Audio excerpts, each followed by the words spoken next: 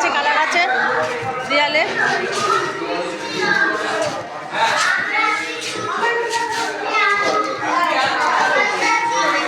আঁকো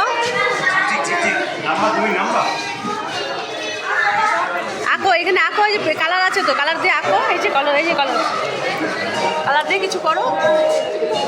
করবে না কিছু, এখানে ড্রয়িং করো, দেয়ালে করো কিছু, করো করো করো।